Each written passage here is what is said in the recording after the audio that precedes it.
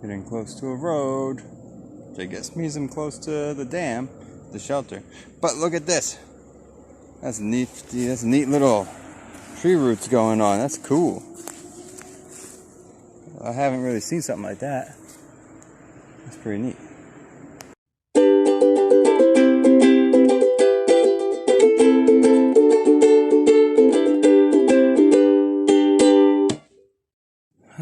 Yeah, there we go. Nice.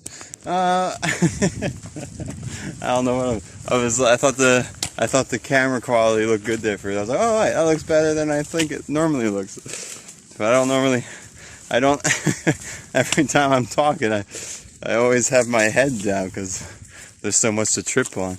So anyway, that's like the first time I looked at the quality of the video. I was like, hey, that looks okay.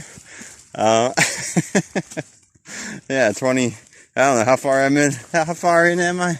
22 days? I don't know. What's today? Could be the 22nd. So about 22 days in. That's the first time I decided to actually check out how decent the video quality is. Seems professional, right? So yeah, starting the day. Got my bag all packed. Nice cloudy morning. Like the fog was in the treetops, so pretty clear and clean on the floor, but in the treetops it had that nice, fog mist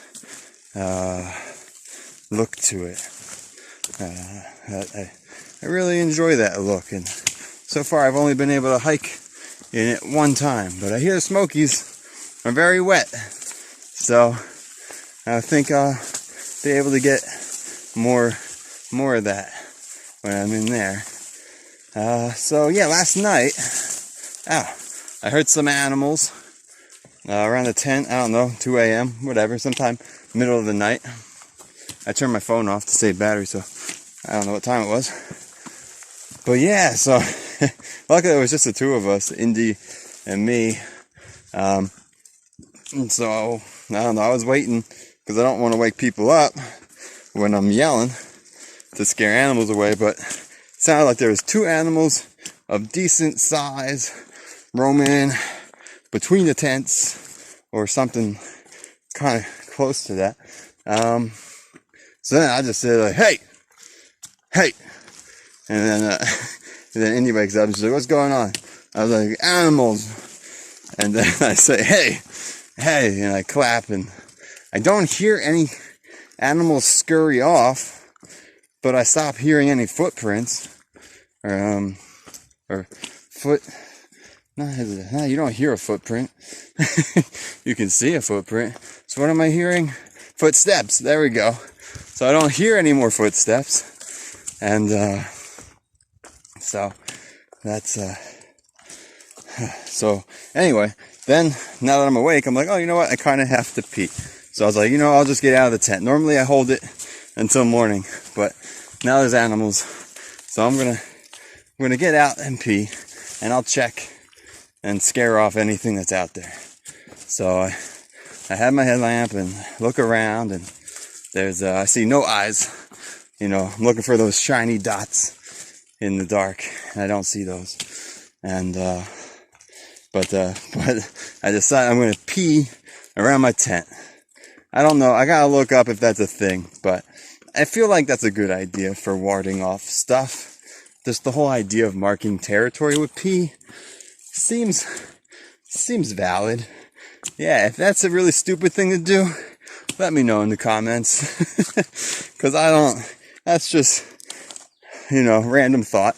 Like, that sounds protective. So I literally peed a nice little circle around my tent, and then I went back to bed.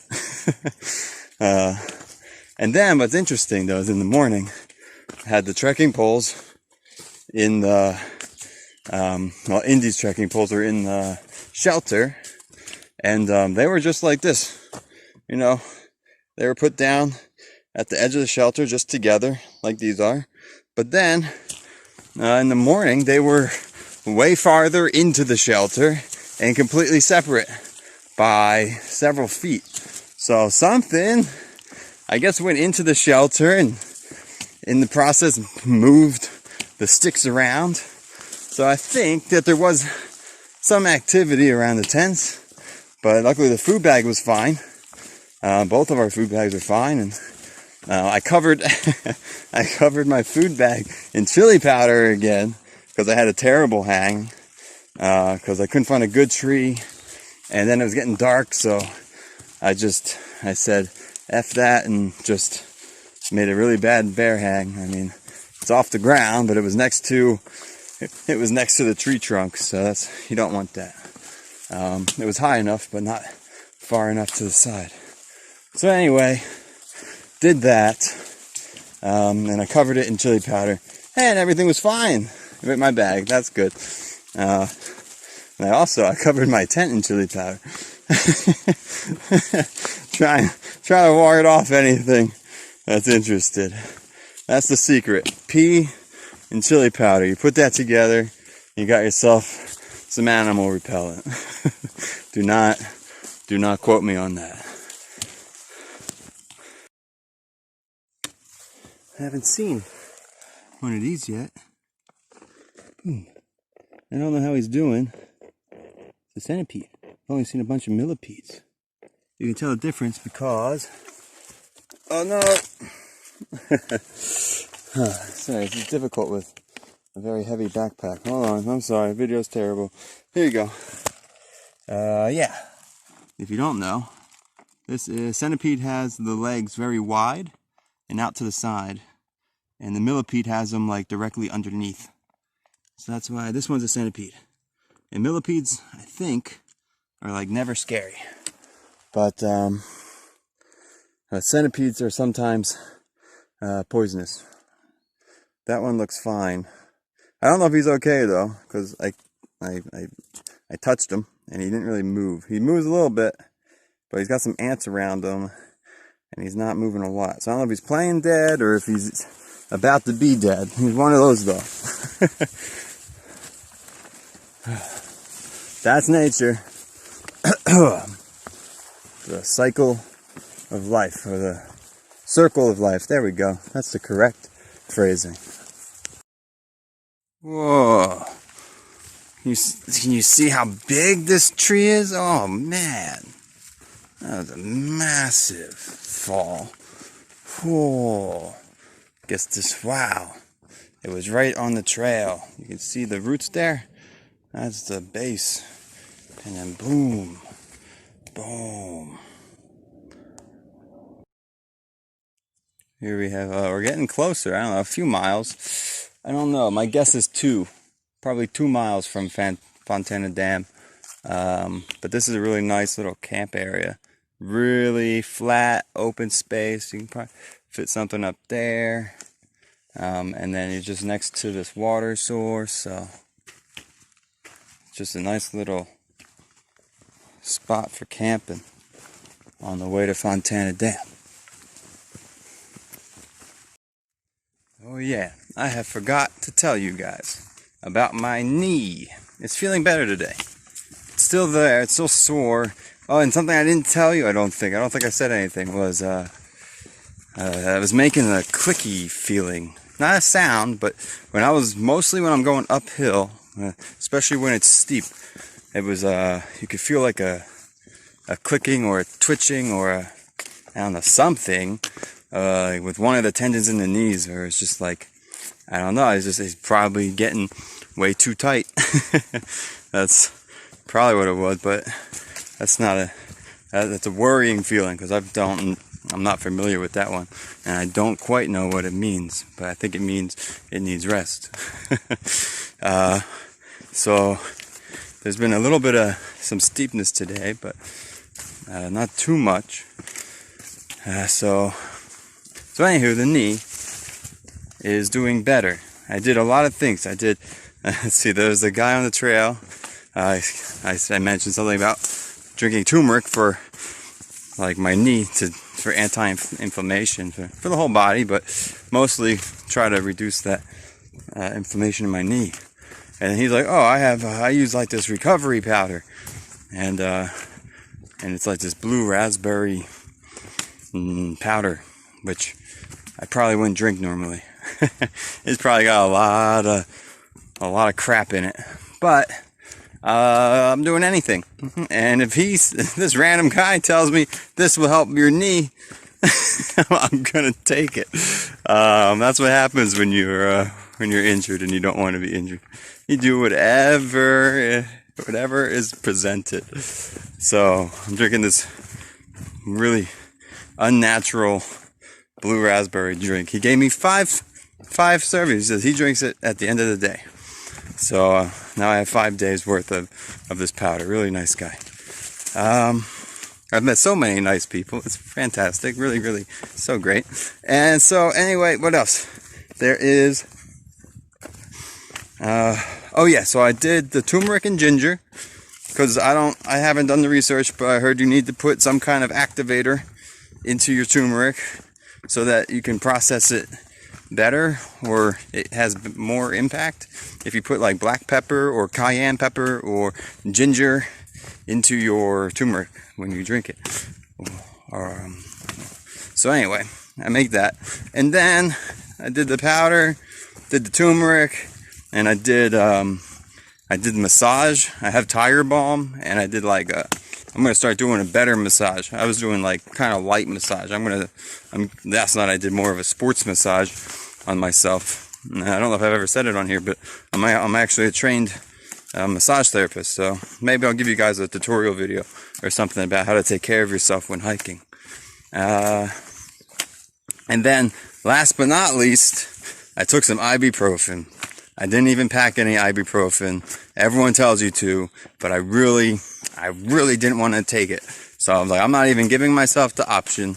I'm going to make it more difficult to take that stuff because it's really not great on your body. I mean, like overall, if you're doing it every day while you're hiking on the trail, don't do that.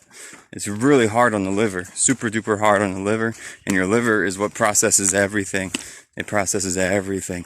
So everything you put into your body goes through the liver, and so you want a healthy liver. So ibuprofen is hard on the liver. So anyway, so I really wanted to avoid that. But it was really painful yesterday, and you know what? One day is not the worst. So one day a month, or 2 days a month, where I take ibuprofen, you know what? That's probably okay. I mean, it's not the best, but it's okay. So anyway, so I took 400 milligrams, and so now it feels okay. Today, I did all of those things. Who knows what helps? I don't know. Maybe one of the things helped. Maybe all the things helped. Who knows? But it's feeling a bit better today. And tomorrow, I'm going to stop at Fontana Dam and just do nothing.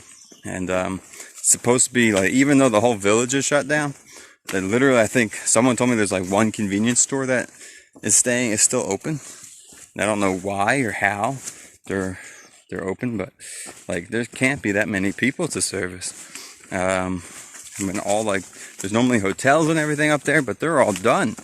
So I don't know how they're staying open, but they're open. So maybe I can get some ibuprofen there and do something. It's a nice place to stop. You can swim in the lake there. You can do charging. They have showers. Like they call it the Fontana Hilton shelter because apparently it's got space for like 24 people.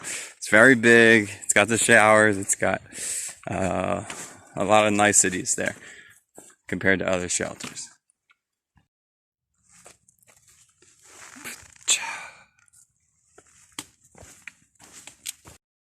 Oh, poop, poop.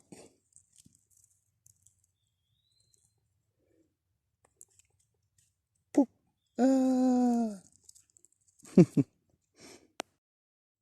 I just got hit with some rain. I got caught in the middle of like a nice 20-minute thunderstorm. If you listen, you still hear some thunder. But it passed over. It's moving away. But look, I'm walking on the side of a big hill, and we got the dam to to my right. It's pretty cool. That's all water, that blue.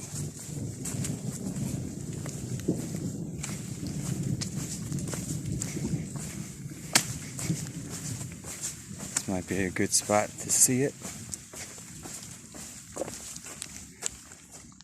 So that's water.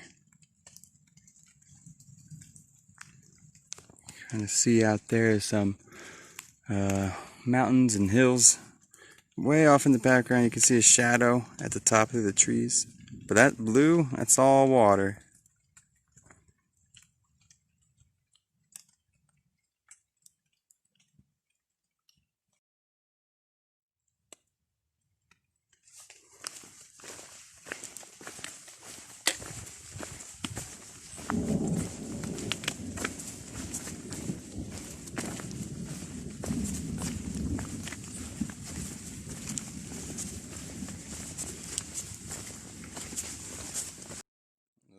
Oh, geez.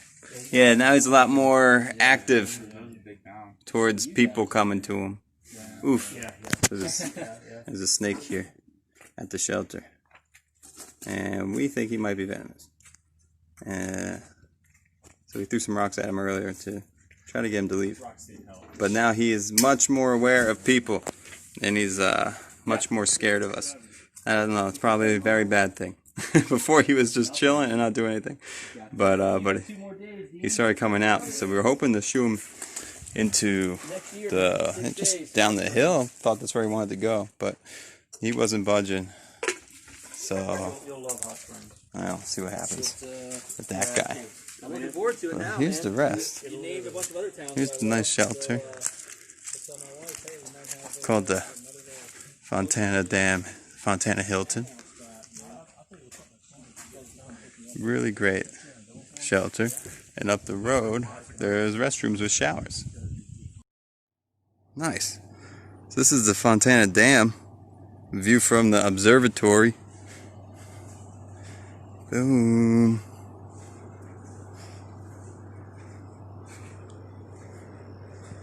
I was just being told that they built it in 2 years. The whole thing, when they first built it, sometime during World War II. Wow. And that's the AT. You go across it, all the way across the dam, and you go up into the mountains.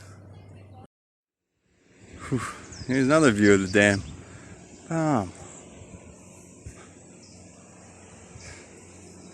Coming up from there. Oh, you can go down there and get onto a platform in the water, and you get like a real nice seat on a buoy on the water. 438 feet. Whoa! Hope that didn't hurt your ears. That's the observatory. And that's the, well, it looks small in the video, but it's a gigantic American flag.